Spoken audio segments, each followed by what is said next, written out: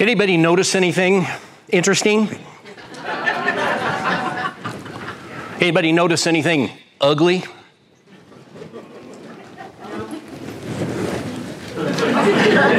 This, my friends, is the elephant in the room.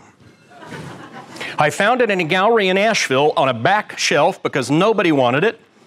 It was on sale, and I thought, I need an elephant in the room because every time I do change work in all my client settings, at some point someone will say, well, you know, Ron, there's an elephant in the room. So I thought, okay, let's objectify it. We have an elephant in the room. It's agreed. And it is ugly. How many of you drove too fast coming here this morning? And please keep your hands up, okay? How many of you routinely drive too fast? Everybody keep your hands up. Routinely drive too fast. Okay, it is Atlanta, I knew that. Keep your hands up. Okay, a cop shows up. Do you continue to speed? Cop goes away. Cop shows up. Cop goes away. All right, if you weren't watching, essentially everybody's hands keeps going up and down like a little, spring. So that's actually what you need to know about this problem of change and how we lead a transformation. I want to give you just a little bit of change theory. If you're interested and you're a geek, you can Google a guy named Kurt Lewin, who's the father of change theory, L-E-W-I-N. Rich body of work, lots to learn. My job is to give you a primer on that and to have a little fun while we're doing it. So here's what you need to know. Everything exists, everything, because of two sets of forces. One propelling, one restraining. Example, I'm stationary because gravity is pulling me down and the force of the platform is holding me up. Therefore, forces down, forces up, I'm stationary. Take away any of the forces and I collapse or float. Y'all want to see me float? Yes. Me too. This is the nature of all change. It looks like this. Propelling forces push. Restraining forces act like a coil spring. We push and then they recoil. That's what this was. The cop is the push, right? The cop goes away, things go back. Anybody have this experience in your clubs, in your world? We do something, we motivate them, we speak to them, and then what happens? This. That's the phenomenon. It's a human phenomenon in all change efforts. If you want to roll out something like a pathways program, such as Toastmasters is introducing, you got to understand these forces are at work. Everything in your culture is resisting, except the stuff that's pushing. That's why it is the way it is. That's what you need to know about change. And here's what we've learned about this. Push strategies are rarely sustainable. The cop, we can't put a cop on every road all across America to keep people from speeding. It's just not practical. Just like you can't constantly be motivating, it simply won't work. In fact, the challenge for this in many, many cultures is we think motivation is the magic elixir. It's not. That's why so much of our motivational work doesn't work.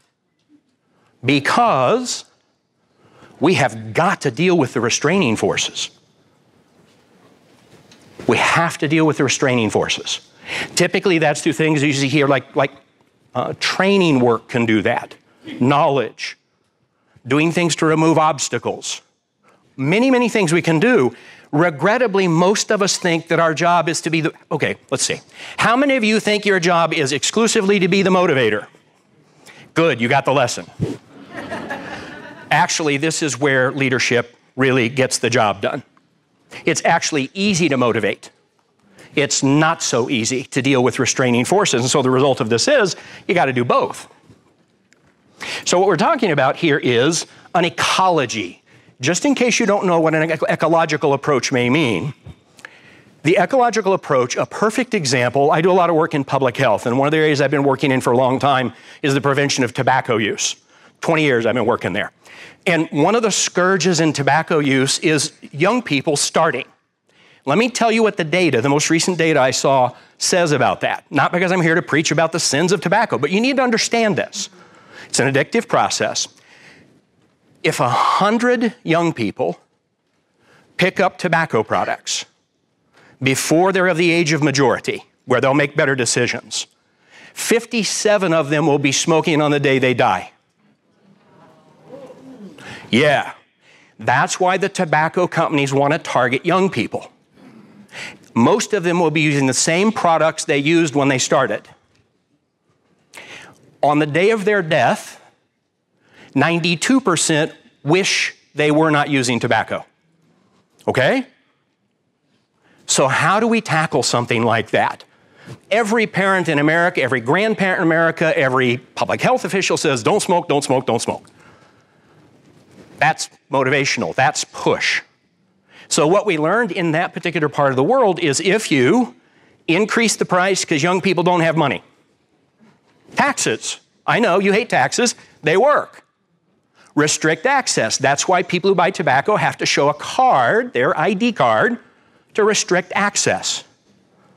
Those are the two primary variables. The third is we restrict exposure to tobacco smoke, which can keep us from getting kids started. So it's a beautiful example. We love to talk about personal responsibility. Okay, who believes in personal responsibility?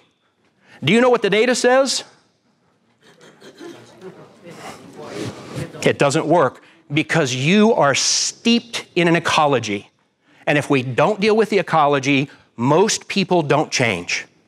Not because you don't have willpower, not because you're not a good human being, but because the forces you're working against are so difficult to work with, addiction to tobacco being a really good illustration, that if we don't do something, we can't change the person because the person exists in an ecology. So that's the geeky stuff. That's the only geeky stuff. Here's what I want to do. Why are we talking about elephants? Anybody? If you have a credible answer, I'm going to give you an elephant. They're big. Who said big? You said big. I'm going to come down because if I throw this and whack somebody on the head, they're going to really get mad at me. Okay. They're big. Fair enough. What else? Why are we talking about elephants? They're what? They got great memory. They're hard not to notice. They're hard not to notice, especially if they're ugly and sitting on the stage, right? Yep. What else? Why? I'm sorry? Everyone has them. Say more. Everyone has elephants in the room. They sure do. There's no place that don't have elephants. One more. They're hard to hide. Yeah, okay, great. Let me tell you, my goal here today was to do a couple of very simple things. We would call this a primer. I could talk for several days about change work. And I'm good, but I'm not that good. Let's talk about what you need to know. Here's what you need to know about that elephant in the room. It has mass and a mind of its own, and it will win. That's it. This is true of behavioral change. This is true of group change. This is true of cultural change. Elephants have mass, a mind of their own, and they will win unless several things happen. Someone's got to be the rider. Now, what did Kim ask you all about your role? Go first. Go first as? That's the rider role. If you've ever watched elephant training, someone takes charge of the elephant. They do it in all kinds of ways. Someone's got to claim it. You can't abdicate it. Somebody's got to claim it. Got to have a rider. Otherwise, what does the elephant do? Whatever it wants to, right? And it can make a mess. Let's just be honest. Second piece. The elephant has to get cues, nudges, and supports to help it move in another direction. Why? Because it has mass and a mind of its own, and unless you give it cues and nudges and supports, it won't go someplace different. It just won't. That's not because it's a bad elephant, that's because that's what we're up against. And the third piece is there better be a clear destination. You do not want an elephant balking. There better be a clear destination. There better be good reason for it. Anybody here ever heard the, why are we doing this change? Anybody heard that? Yeah. You want to explain this to me? Happens all the time. That's a sure sign the elephant's having some troubles. There better be some goodies at the end. Telling them that it's a good thing for them won't convince the elephant. There might be some pineapples along the way, maybe some papaya, maybe some straw for good fodder, maybe a nice drink at some clear water in a waterfall. That's all the things along the way, and at the end, you better make sure that it produces what you said it was going to, otherwise what's the elephant going to do? Whatever it wants to do, right? You lose because of the restraining forces. If you don't get it there securely, the elephant will always go someplace else than you want it to, and it will win because it has mass and it has a mind of its own. This comes from a book which I'm going to recommend. I don't own stock in this. Switch, How to Change Things When Change is Hard. It's one of the best frameworks for how to think about the change problem at a conceptual level. So it's a tool for you all, available from any bookseller. A guy named John Kotter. Y'all heard of Kotter? A few of you have, okay. Yeah, John Kotter is considered to be sort of the father of modern day change practice. And he has a thing called the 8-step change process, and it's summarized here. In short, and I'm going to read the parts that are in the parentheses, because they're the punchline. We need a good and compelling reason to go someplace. Someone better be leading. Clarity of direction is essential. We better know where we're going, and if you don't, what's the elephant going to do? Whatever it wants to. Many hands make light work.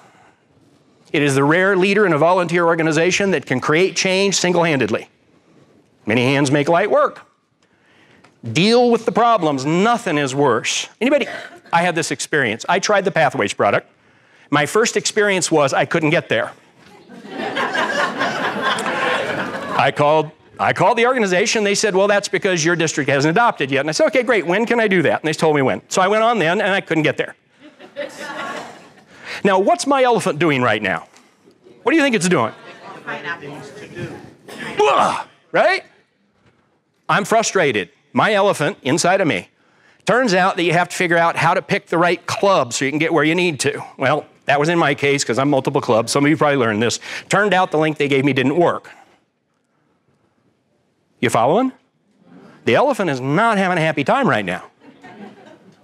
Finally, we got it solved. And it's a stand-up. I'm not meaning to criticize it. I'm using it as an illustration of how when problems aren't dealt with, the elephant goes off and does whatever it does, including things like complaining. Maybe, come on, who's heard some complaining? Come on, I know of course it may be some of you are complainers, I know that. You're a bell-shaped curve, some of you are complainers, and some of you are cheerleaders, and that's just the way it is. Deal with the problems. We gotta have some progress. We need some success. The elephant needs to have a win. Any way you can create a win is a good way to create a win. Give it a win, give it a papaya, give it a pineapple, give it some straw for fodder. Persist over and over and over. I was working with a leader one day who said, Ron, I told him this 17 times. What is wrong with him? I said, well, is there any evidence they understand it? No, there's something wrong with him. I said, who's the leader? Oh. Then whose problem is that? Okay? It wasn't. We have got to find a way to persist. And then we have to embed the change in the culture. If you don't anchor it in the culture, things don't change. You have to take steps to do that. People regress. Anybody have experience with that? People in your groups regressing? Yeah, it happens all the time. I thought we taught them that. Well, yeah, we taught them that last year. Oh, and Kathleen Bingaman says, we've been teaching that for 15 years. That's part of what we have to do is keep anchoring in the culture, keep persisting over and over again, train them again, dig in, deal with the problems again, over and over and over again. And if you're not up for that as this leader who's going to go first, you are in the wrong job. If not you, then who? That's the job. And I know you all have members who are going to all do all the right things and follow all the rules and cooperate fully at all times. Yeah. I'm just going to be honest. You do not want me in an audience if you lose control of the audience. I will back facilitate you. I'm a terrible elephant. Some of the members of my club know that about me. Some of them aren't here. So this comes from Cotter. You can find him at cotterinc.com, or you can go find his books. He's written a lot. It's a rich, rich body of work. One of the things my mentor taught me years ago was if the stuff's already out there, use it. Just use it. Don't create if we don't need a proprietary model, go use somebody else's material. So let's just use their good work. Let's add it to our portfolio, and let's take advantage of it. By the way, these are resources I use routinely with my clients. They're highly effective consistently over time. Here's the next one. Here's what you can expect. This comes from Crossing the Chasm. That's a book you might find interesting because it explains how adoption happens. A small percentage are Kool-Aid drinkers. You say, we got a new thing, and they say, yay, I'm in. That's what they do. They're Kool-Aid drinkers. First one on the block to have a terabyte of data capacity for saving on their laptop. Nobody needs it. I got one. It's cool, right? The early mass adopters, this is where we fuse with the elephant. The early mass adopters need practical payoffs in order to adopt. Exhorting them motivationally to do the biggest, coolest thing that's newest doesn't work. They adopt based on pragmatism. It needs to work for them. Tell me why this is good for me. What's in it for me? Why does this improve my experience? What are the outcomes for me? That's why people adopt in the middle of this big curve. The late mass adopters are brought along by the early mass adopters because they become the promoters. They can talk about it in practical terms, and they will adopt at a later point. By the way, no judgment about where you are. If I were to take all of you, stand you up, and ask you to demonstrate your capacity for adopting change, it would be a bell-shaped curve. Some Kool-Aid drinkers, some early mass adopters, some late mass adopters, and for some reason, some of you who just won't. You just won't. Some of you will be trying to do some of the old platform 10 years from now. Don't know which. Small number, but some of you will. You can drag them along because that's what it's going to take. Terrible, isn't it? Practical, we have to give them reasonable steps. That's the only way we make this happen. So, here's your job. Here's your job. You got to create a vision. You got to bring others in. You got to find a way to get them in. You have to bring good people forward. Lots of times the people we're trying to work with have challenges of whatever kind. We got to work with them too, but we need people who can come along well. It's part of the change strategy. We got to empower them. We were talking about that. Heard a lot of that from Kim this morning. Nurture a culture. Here's the ecological part. I can't say this often enough. In this country, we love to talk about personal responsibility, but the data says if you don't change the culture around the person, they probably won't change. No amount of exhortation, no amount of shaming, no amount of coaching will succeed if you don't deal with the things in the culture that will help them be successful. It's the biggest oversight we in our culture have. And it's why the motivational thing is such a blind alley if we don't do the other things. And then we got to promote the achievement, do it over and over again in all the ways we can. Here's what Peter Drucker, the father of organizational change theory, found. Your biggest risk with disruption is you keep trying to lead from the way it was back in 1974. It's not 1974 anymore. That's the truth. That's what we do. Now let me close with this. A number of years ago, there was a young woman.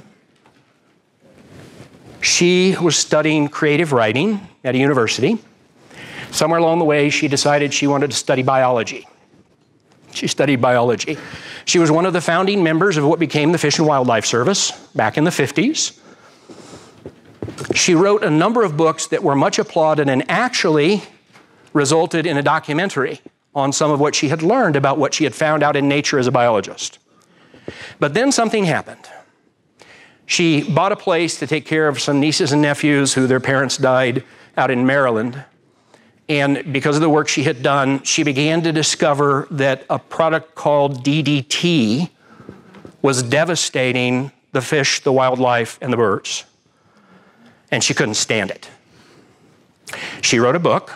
That book was called Silent Spring. Who's heard of Silent Spring? Yeah. It was a game changer. Her name was Rachel Carson. She died from DDT exposure before DDT was banned and before the EPA was begun. She was awarded the Presidential Medal of Freedom for her bravery in taking on an industry that tried to crush her like a bug, elected officials who wanted none of that, because we ran into the biggest cultural paradigm of all. In the 1920s and 1930s, this country took on better living through chemistry. This is not to diss progress, and it's not to diss chemistry. It's to understand that everything that brought was not all perfect. Today, you and your children, and your children's children, and your children's children's children, and yes, on and on and on, generations forward, are benefiting because one leader, at that time a female leader, which was not common, took a few steps that anchored something in the culture. And no matter what you believe about government personally, the truth of the matter is that some of the huge benefits that she produced as a result of her willingness to create that change paradigm are bearing fruit generation after generation after generation after generation. I know you think you're here for a training. I know some large part of you are here only because you want the DCP credit. I get that. You're an elephant, I understand. It's a really practical piece of fruit along the way. If you don't engage today in a way that allows you to be a transformative leader, you are missing out, and we are missing out. It's one of the biggest calls I offer to Toastmasters audiences. Toastmasters is not merely to build Toastmasters in Toastmasters for Toastmasters. Its mission is to take it outside of these rooms because the world needs transformative leaders. I'd like you to look around the room right now. Look around, go ahead, don't be shy, make eye contact. Yeah. Ladies and gentlemen, that's you.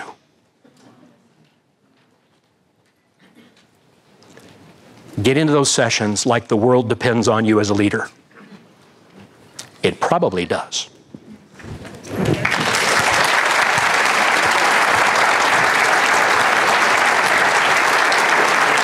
Stay with me. Okay. Awesome. Wow. How many of you that resonated with you somewhere? It challenged you to think outside of the box as a leader. Wow. Thank you so much, Ron. My pleasure, Phyllis.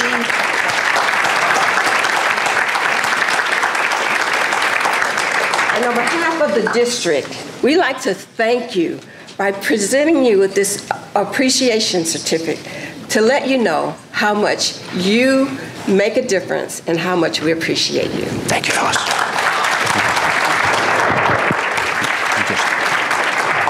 This is a reward for the elephant, right? There's the lesson.